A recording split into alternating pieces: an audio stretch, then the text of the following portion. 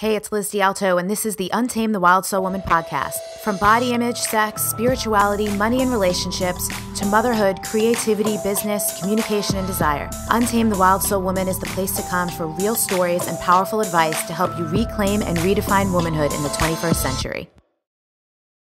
Liz D'Alto here, your host for Untamed the Wild Soul Woman, a virtual conversation series where I get to dig in with some really powerful and inspiring women to chat about how they transcend their struggles and fears and how they create lives that they really enjoy on their own terms, their own way, not necessarily following the culture or conditioning that many of us have spent most of our lives agreeing to. So today I have Alex Jamieson, and Alex is awesome. I'm actually in the middle of reading her book, Women, Food, and Desire. It's her fourth book.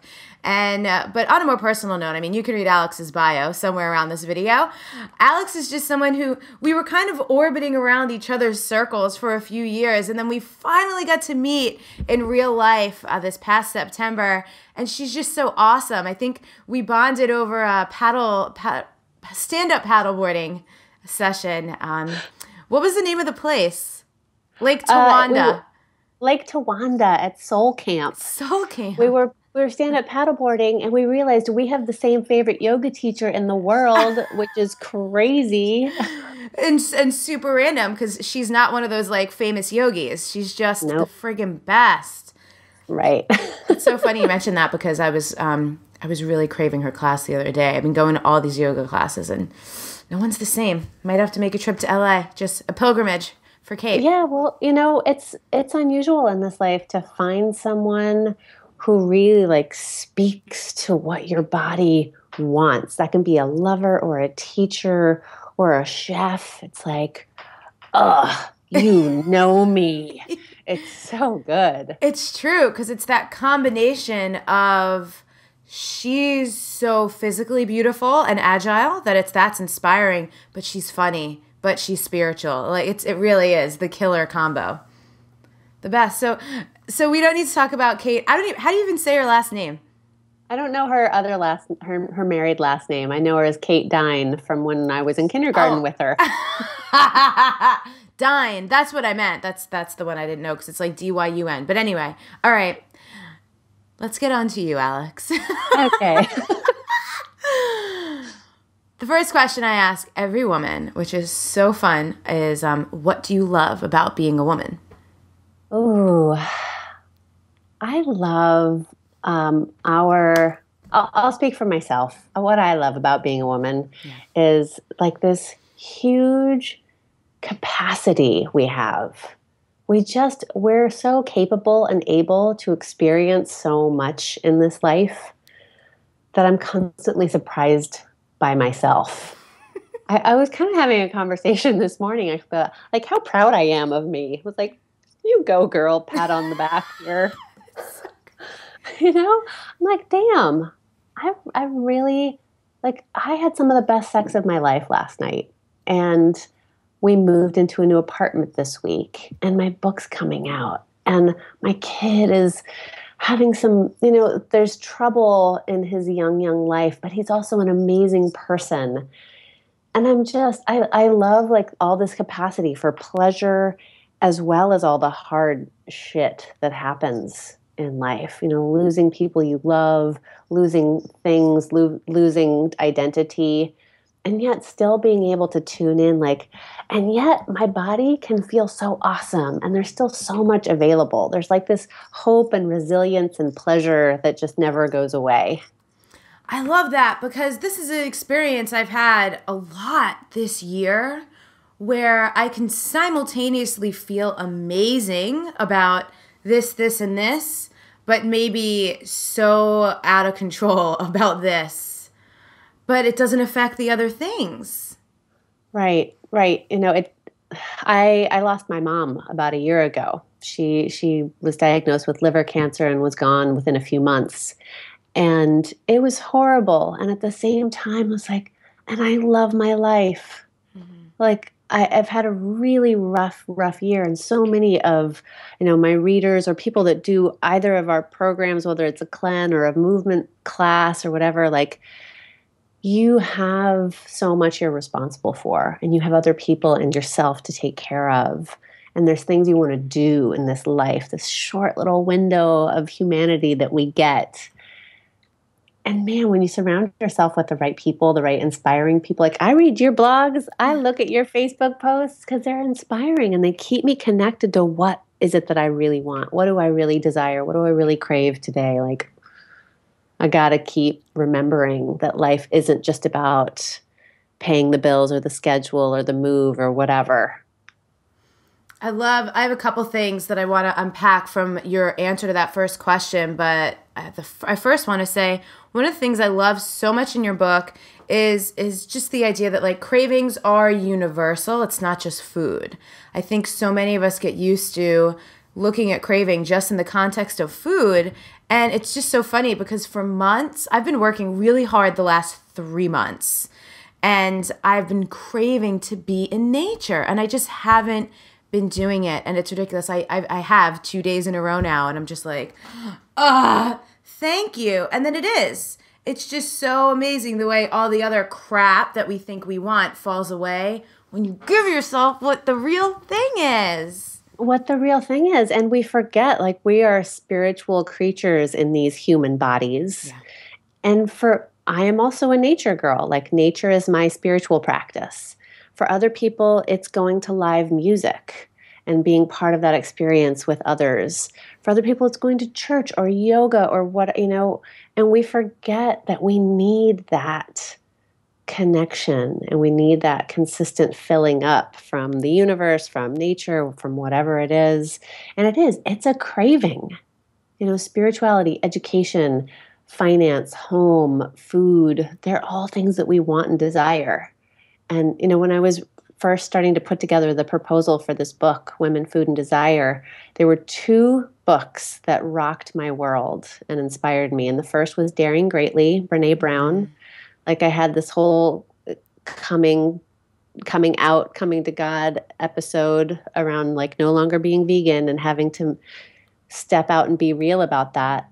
And then I know you're also a huge fan of Danielle Laporte and all of her work around the desire map and all these things. It was like, how do I want to feel? And I need to be real about this. And so thank God for the people in this world who are talking about vulnerability and allowing us the space to accept those desires. Because if you worked a 9 to 5 and you told your boss, I need to go out and like be in nature today, I mean, he would be like, cuckoo, what? So you've done a lot of work by setting up your own lifestyle to support what it is that helps you be whole. Yeah. Yeah. And I'm sure so many of your readers, listeners, all the things that you do work 9 to 5s though.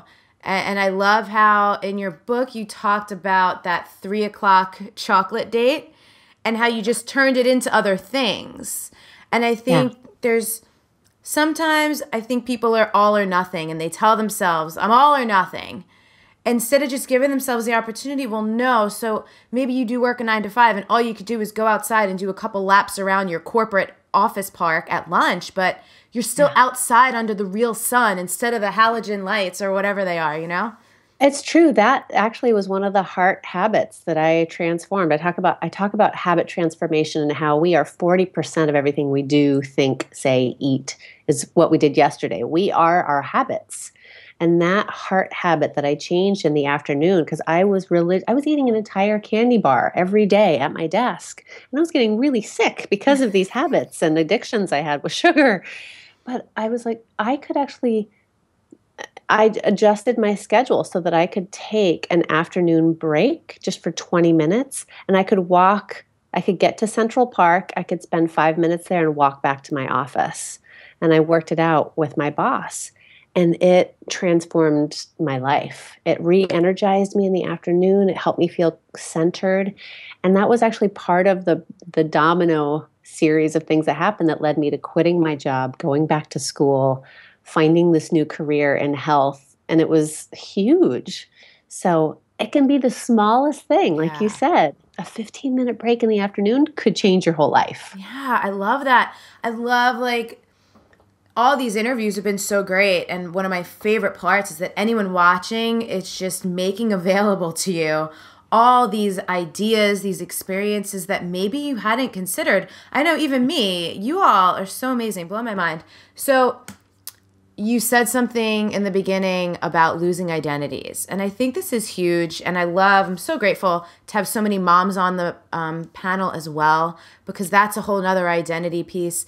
How do you deal? I feel like this happens all the time. I feel like humans are more like snakes than we think, because sure, we might not be shedding our physical skin, even though we are, we just don't see it that way. But our identities, it's almost like every year I feel like I'm a new person. Yeah, you are. How do you navigate that? Not just your own like emotional, how you deal with it, but the people around you who might not be transforming at your pace. Right. That makes it tough. It is tough because I have people in my life, my father and my stepmom, I'm really close with. I love them so much. And they are both like hardcore Tauruses. Like they are the solid salt of the earth people, that they are my rocks in my life. And they do not like sure, they grow and they transform, but it's very slow and they have their own style of doing it. But I have been blessed and or cursed with this need to constantly explain my experience with my family. So I've been talking to my family about what I want for years.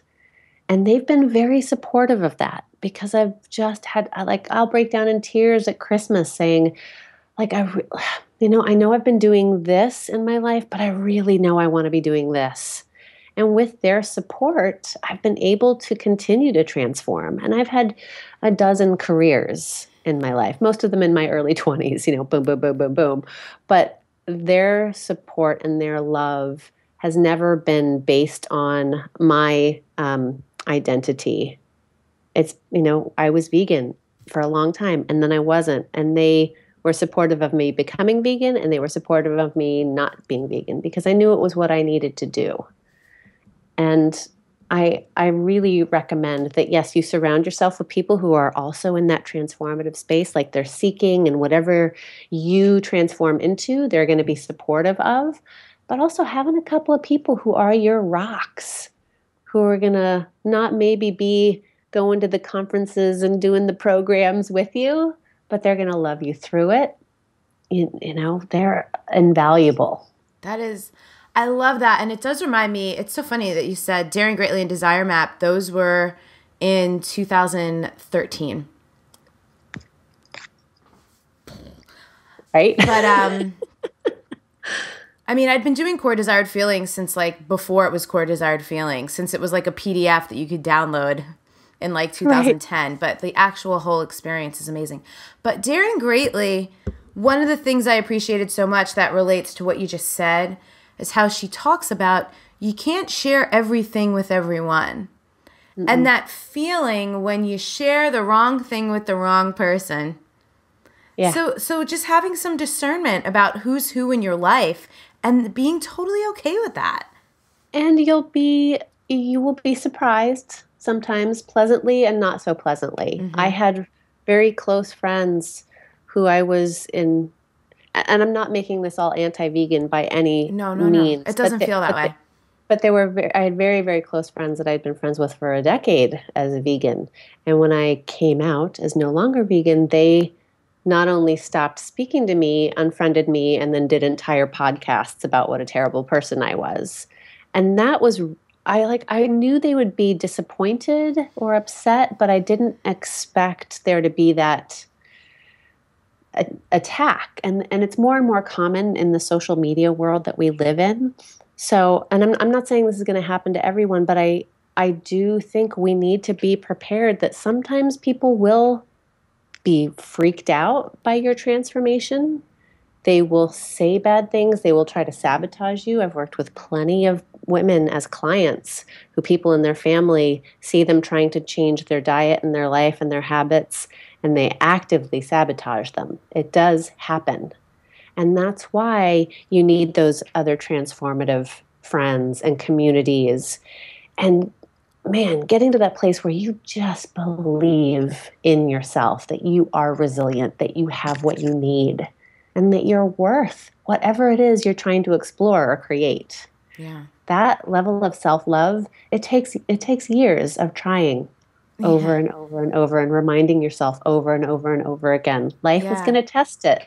And we were chatting before we started recording about like there's phases, right? I was sharing with Alex that, I was a personal trainer for years. I remember back in 2010, I heard Chris Carr speak, and that was it for me. Like, I got a juicer. I was on the program. And then just gradually, as I've shifted focus into my relationship, into my business big time in 2014, I just stopped taking care of myself in the realm of nutrition the way I used to. And granted, my version of eating poorly is probably somebody else's best diet of their life. But for me, there was a difference. But so even emotionally with all those other things, we all go through phases, I think, where we're on it and when we're just like, what the hell am I doing right now? So I want to ask you about, in that moment, that's a big friggin' deal. Being vegan and that being like a huge, not only part of your identity, your relationship, your career. Yeah. How did you muster the courage? Because I imagine like courage is universal, right? It was your courage to make this big public thing, but maybe there's a woman watching who wants to leave a marriage or who wants to switch a career or, all the different things in our life that we're tolerating stuff, but we really don't want to be in it. How did you find the guts? Just start wearing red. Right. Black every day, Or just putting on some lipstick. Yeah, or not wearing lipstick. I mean, the courage that we need it comes in different sizes and shapes every day. Yeah, that's true. So just as a little bit of background, my ex-husband and I created a movie called Super Size Me together. And we were together for 11 years. We have a son together. And I was vegan this whole time. It was like an 11-year stretch where we were together and I was vegan and I wrote a few books about it. And then our marriage started to fall apart. And because I won't go into detail, but he just wasn't a trustworthy husband. And I had taken a couple years off of my career to have our son because I really wanted to be there for him. So when we were divorcing, I realized I don't have a husband and I don't have a career. And my identity was totally shattered on that level. And the way our divorce went down, I felt like there was something wrong with me. And I just was totally disconnected from my body sexually. I thought I wasn't attractive anymore. I hadn't had sex in so long. It was terrible. And I kind of hit bottom identity-wise. And then my health started to change, and my vegan diet was not helping. It was actually harming me now. And I had these cravings for meat, and I hadn't wanted meat in a long time. And, my secret name for this book is Men and Meatballs, because those were the two things I was really craving. I was like, I need a man and I need some meat. I loved when you said, I was cracking up when I read that. And both of these things felt very shameful because I had been vegan for so long and I was still married and getting divorced and I had this little baby that I was taking care of. Like my identity was so messed up. I didn't know which way was up. So it just got to the point where I was like, I'm going to die. I am dying here. The I, the big I, the ego, it's already dying. I need to create what I want. Yeah, I need to get my coaching practice back up and running. And now I'm a mom and I want to date. And it was a very wild ride for a couple of years. I mean, I started eating meat again. My hormones balanced out. My God, thank God. I was getting my period every 14, 16 days. And it went back to the moon cycle again. I was like, woo, moon cycle. My little hippie heart was so happy. And then I was dating like it was my job. And I had never really dated. I had been a serial monogamist my whole life. And I had over 100 first dates in 18 months. Wow. Like I was out there meeting and trying on everyone. And it was really emotionally challenging, but I got permission from one of my mentors to just see how people feel. Mm-hmm. I started calling it stealth dating, where I'd be like standing, like I'd be buying a newspaper from a guy at the newspaper stand and be like, how does he feel? Like, what does my body say about this person? Does it like being next to this person? Do I feel good? Do I feel weirded out? Just like every human being I came across. And it was what I was doing with my diet. How does this food make me feel? And how does this food make me feel tomorrow? Like it's always changing. It's just this crazy awareness practice of tuning into your body and getting that feedback, that hit. And once you start listening to her, you start listening to your body and what she's telling you, and you follow her instructions, then you've got this level of trust. You start trusting your body and caring about her in a totally new way. It's not like I'm fighting against her to fix her. I'm like listening to what she likes and then doing that rather than ignoring it. Yeah. And that led to a new career. It led to a new partner. It led to a new home. It led to a new diet. I mean, when you start listening to your body, your core desired feelings, your cravings, whatever you call it, you got to show up and then do those desires. Yes. You got to discover them and declare them and do them. So I love that because we can have our core desired feelings, we can make our vision boards, but then you got to friggin' take the steps to get the things that you want. I think that's a big misconception in a lot of the self-help, personal development, whatever world you want to call it, where it's like, oh, just say your affirmations and put up your vision board and everything you want. It's like, well, no, you have to be an active participant in acquiring the things that you want. Yeah, it requires decision making. Yes. Constant decisions. Every decision is a towards or away from. I love that. Every decision is a towards or away from. That's like a great, like, am I moving towards my core desired feeling or away from it, or towards the thing that I want or away from it? It's such an easy way to make it. Yeah. Yeah. Because actually I never thought about that before. How many decisions every single day we're making. Some of them are so mindless, right? Which is why routine is helpful, but... Which is why habits are actually, I think, I'm now thinking about habits as rituals. Yeah.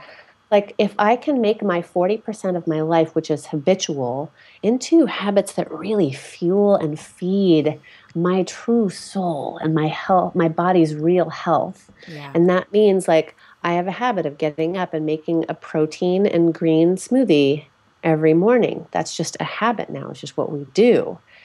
If that sets me, like that is the golden starting place for my day. It means I'm not going to have afternoon sugar cravings. It means my energy and my mind are going to be clear and good.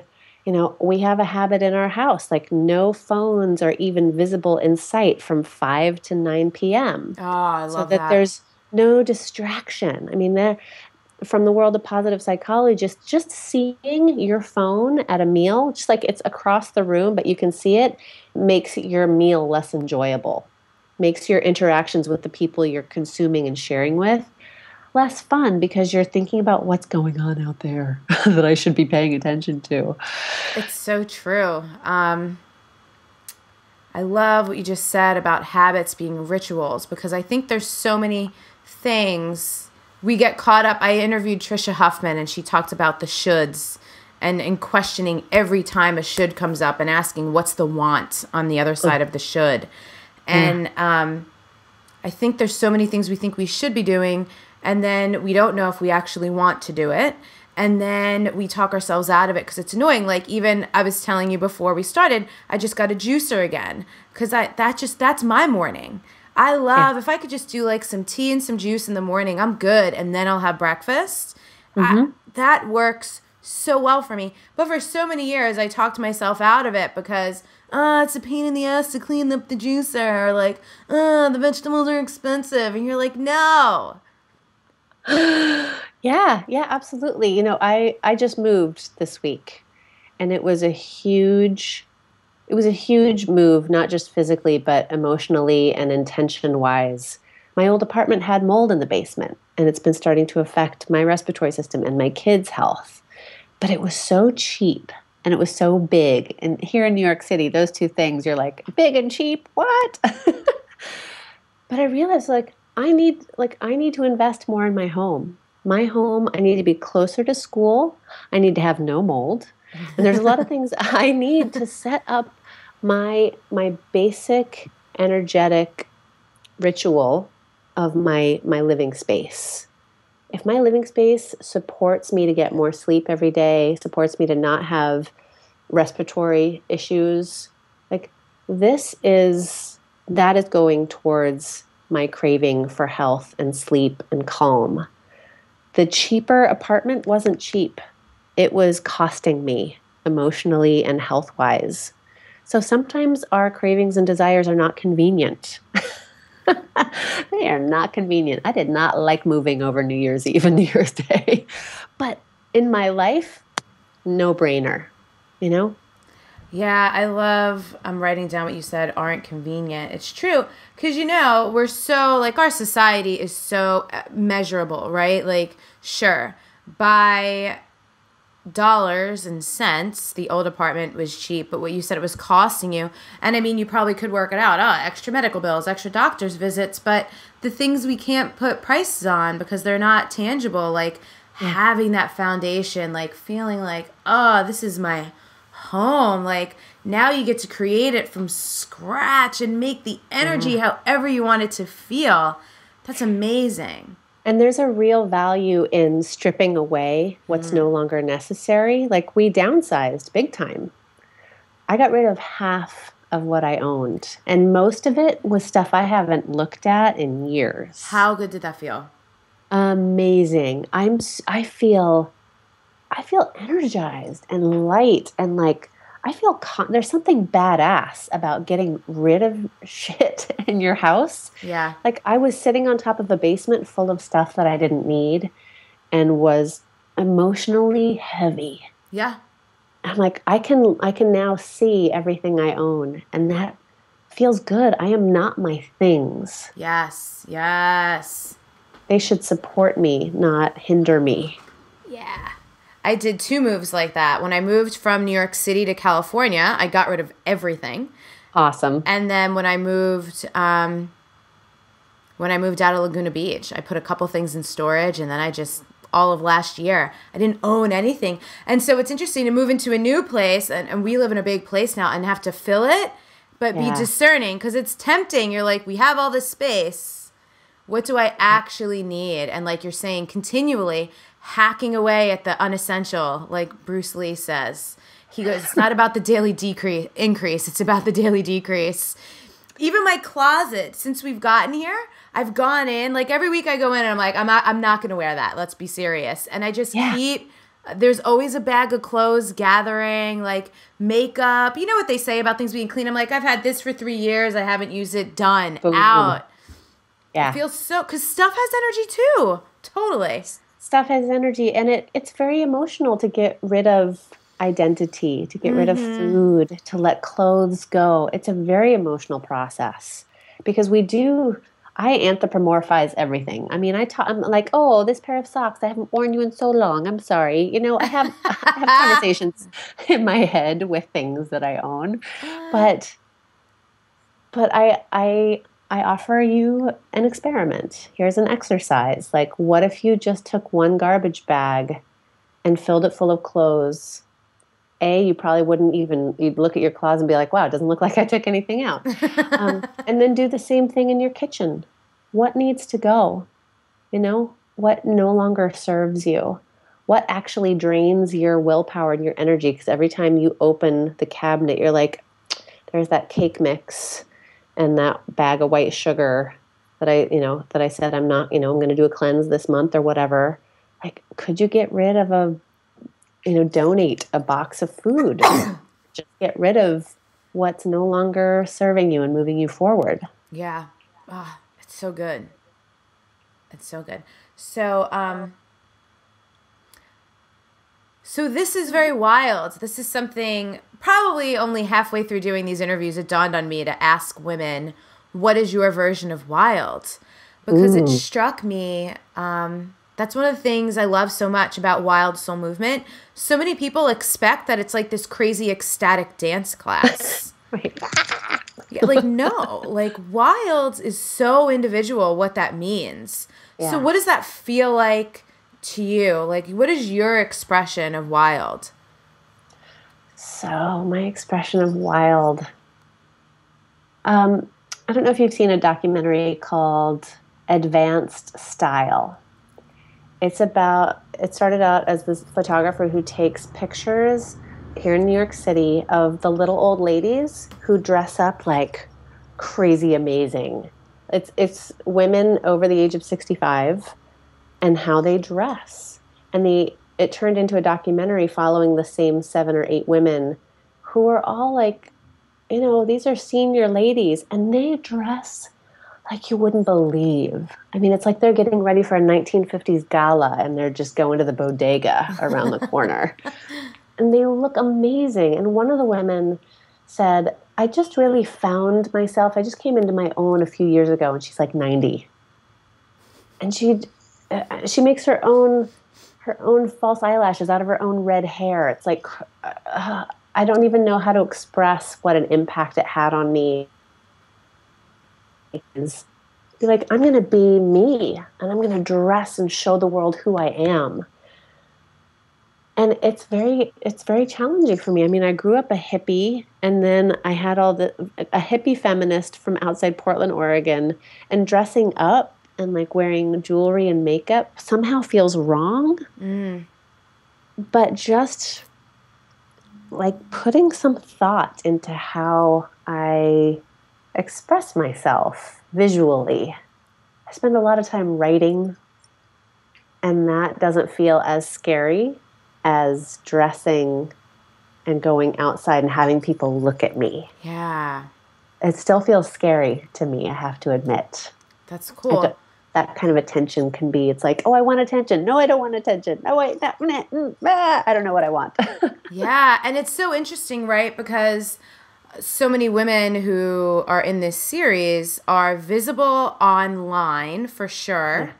Yeah. A lot of them also in the public eye maybe, or they speak or they go and do things like that. But it's a different thing to have to be seen by humans like in real life. Do you know Christina Marassi? No. She's in the series, and she actually talked about adornment. That's a big part of her work with her women. And I love the use of the word adornment because it feels more sacred than just like, what's my hair, makeup, what's my style, what's my fashion. Mike and I were talking about that the other day, having judgment around like fashion, like people who wear all designer things and stuff like that. It's like, but it comes back to what you said in the beginning. How does it make you feel? Right. And I'm moving into my closet this week, my new closet. And I've been intentionally setting it up to be like, I want to go in and feel like this is a space for me to like dress and feel the way I want this day to show up. Yeah. Like I'm getting ready to enter into a certain kind of space or create something specific today. So like I'm just really excited about my closet now. I got rid of half of what I owned out of my closet too. And now I've got like my jewelry and everything is laid out in a way where it's more like painting or like creating a collage today. So I'm excited. It's going to be fun. That's cool. And what are your core desired feelings? Ooh, so this year is perfect. It changes, regularly.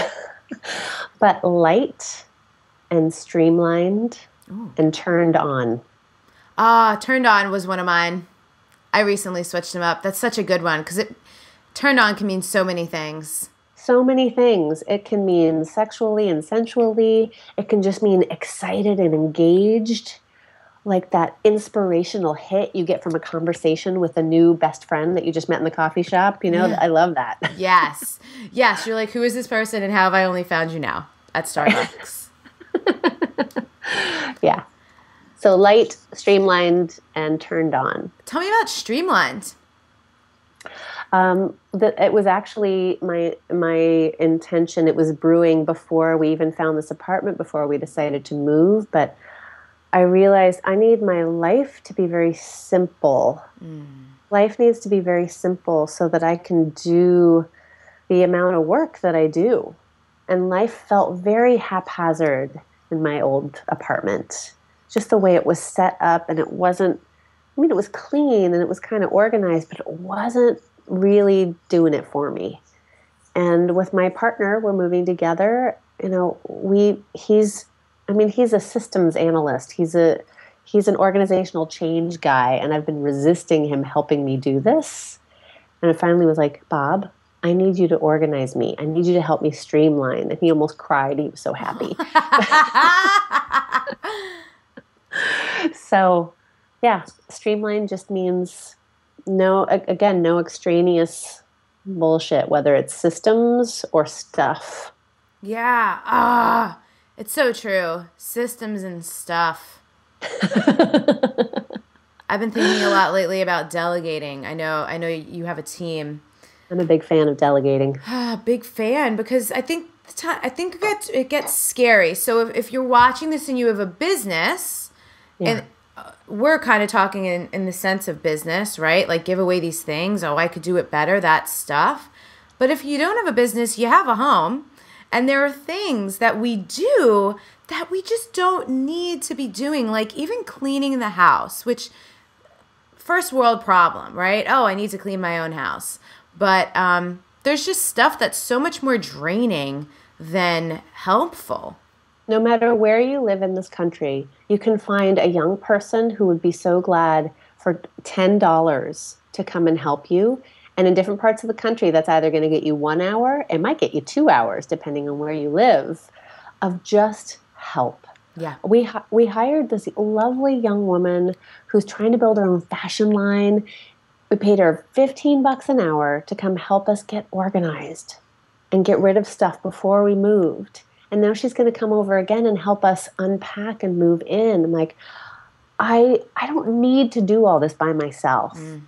And for maybe $60, somebody else is going to help me do the heavy lifting and organize things. And I feel like it's an investment in my health and my sanity just to get some help.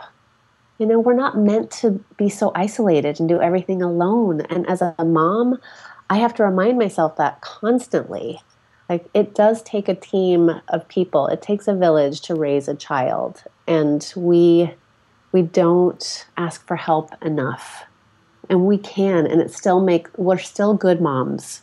We're still good business owners. We're still good women when we ask for help. Yeah.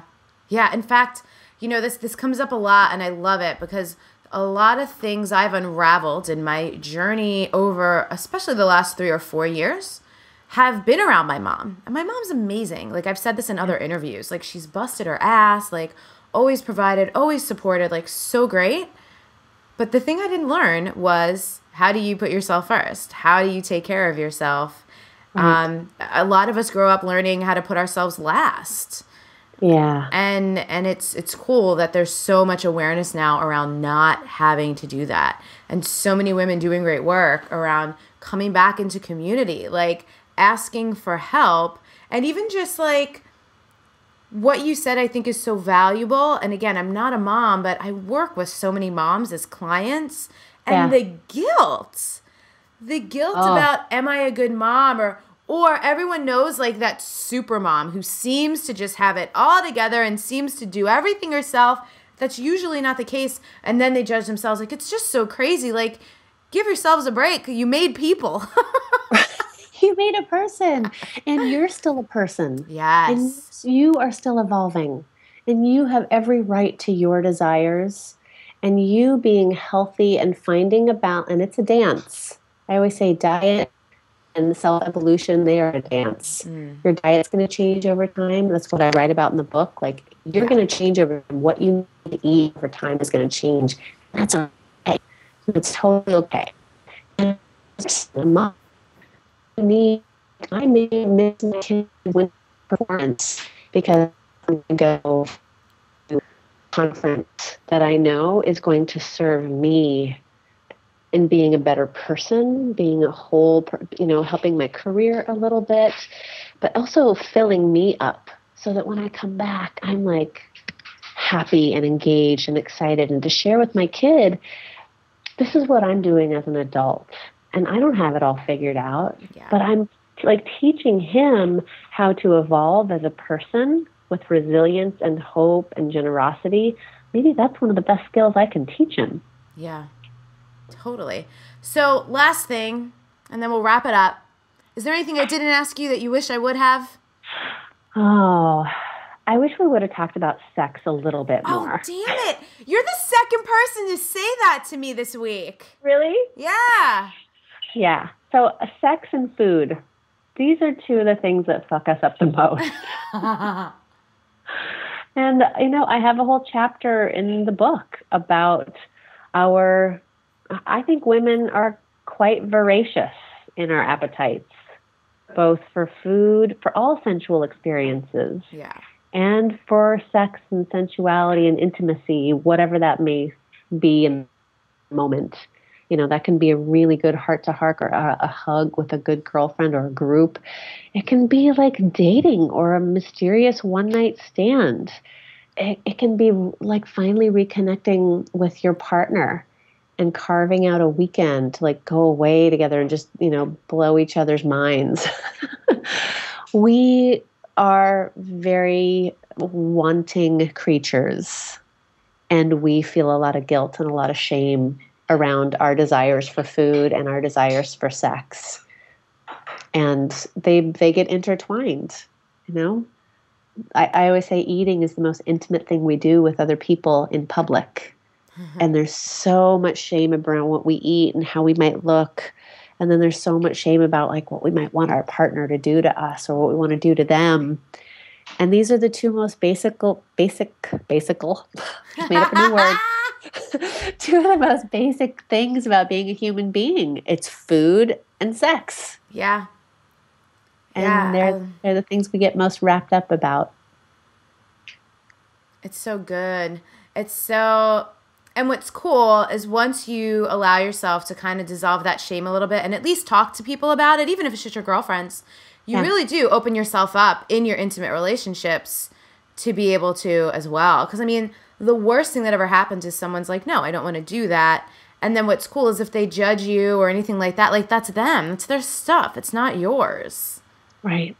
And, I have to admit that as much as my diet has been an evolution, my sexual desires have also evolved over time. Our hormones and our bodies change so much. And I grew up in a pretty sex positive house. Like it wasn't like flaunted, but we were given the books early and we knew the sex ed information before we even had the sex ed class in school.